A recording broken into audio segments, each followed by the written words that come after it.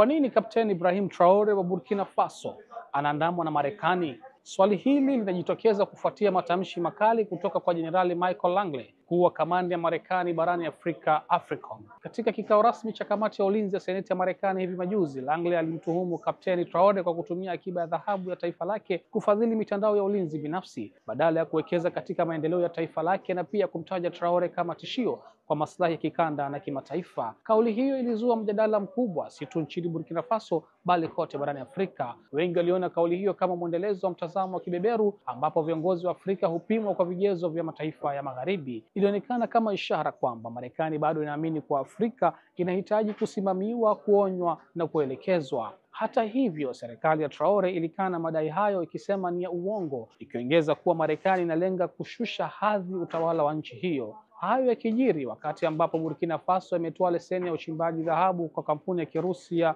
Nordgold. Leseni hiyo inaruhusu uchimbaji wa tani 2.5 za dhahabu kwa kipindi cha miaka minne. Aidha, katika miaka hivi karibuni Burkina Faso imegeuka kuwa mfano wa nchi zinazojaribu kujinasua kutoka kwa ushawishi wa kimagharibi. Ikiongozwa kijeshi, taifa hilo limeahirisha uchaguzi, limekata ushirikiano wa kijeshi na Ufaransa na limejiunga na muungano wa nchi za Sahel sambamba na Mali na Niger. Wakati mataifa ya Magharibi yanashutumu mienendo hiyo, wengi barani Afrika wanaona haya kama hatua za kujikomboa kutoka kwa mifumo ya utegemezi iliyorithiwa kutoka kwa ukoloni. Kwa upande wa Marekani, kauli ya Langley inaonyesha hofu ya kupoteza ushawishi barani Afrika.